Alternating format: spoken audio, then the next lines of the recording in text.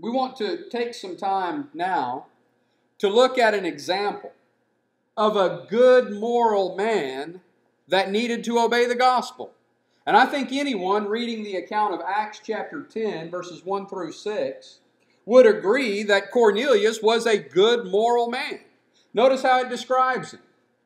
A certain centurion in Caesarea called Cornelius, a centurion of what was called the Italian regiment, a devout man, and one who feared God or reverenced God, gave God the honor, praised God, glorified God. All of that is involved in that term, feared God. He was one who feared God with all his household, who gave alms generously to the people and prayed to God always.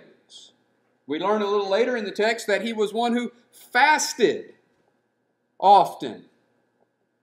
And so, I don't believe anyone could look at that and say, oh no, Cornelius was just a scoundrel. Well, he's described there as a devout man, fearing God, praying always, a generous person, giving alms. He was a good man. Did he have to hear and obey the gospel? And when he observed him, he was afraid and said, "What is it, Lord?" So he said to him, "Your prayers and your alms have come up for a memorial before God." The memorial before God being the fact that God had promised salvation to the Gentiles from of old. He promised in Abraham that by your seed you'll be a blessing to all the families of the earth. That was the promise that the gospel would go to the Gentiles. As Paul says in Galatians, the gospel was preached to Abraham. That is, that Christ would be the salvation of the world. And so Cornelius' prayers went up before God as a memorial to the fact that he promised salvation to the Gentiles. And notice what it says.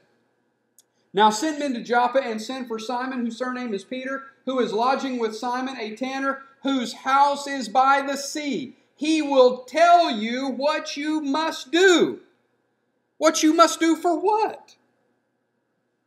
He was a devout man who feared God, who gave alms generously, who prayed to God always. So what was he going to hear that he must do?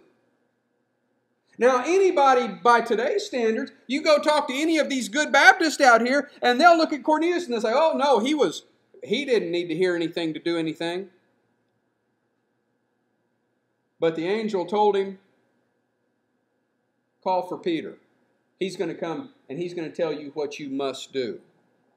You know, there's a great deal of confusion over how God has ordained to save people.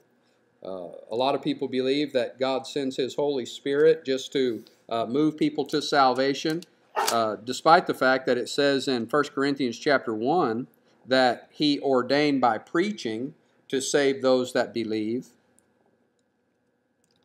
And here you have an angel of God appearing to Cornelius, and the angel, rather than himself telling Cornelius what to do to be saved, he tells Cornelius to call to Peter so that Peter could come and preach to him. See, it wasn't the place of spiritual beings to preach the gospel of Christ.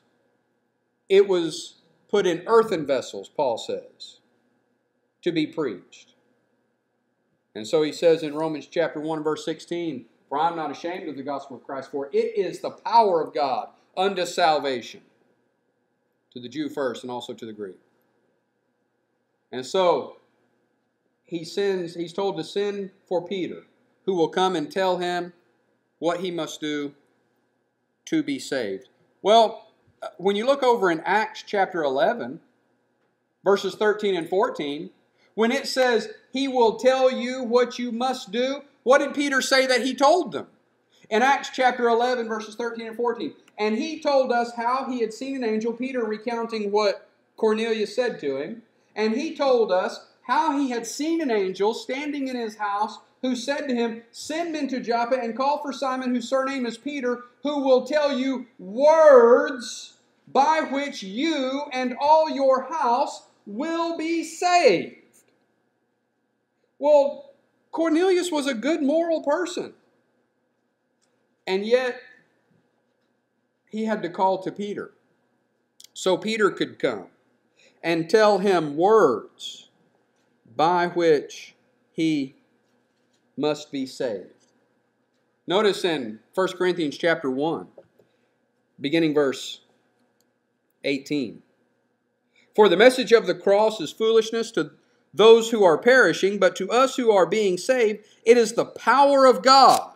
For it is written, I will destroy the wisdom of the wise and bring to nothing the understanding of the prudent. Where is the wise? Where is the scribe? Where is the disputer of this age? Has not God made foolish the wisdom of this world? For since in the wisdom of God, the world through wisdom did not know God, notice it, it pleased God through the foolishness of the message preached to save those who believe. And so Peter says that when Cornelius called for him, and it says here that the angel told Cornelius, he will tell you what you must do, that Peter was supposed to come and preach to him and tell him words by which you and all your household will be saved. It doesn't say that Peter came down there to baptize them in the Holy Spirit. It doesn't say that Peter came down there to lay his hands on them to save them. It says that Peter went down there to tell them words by which they would be saved.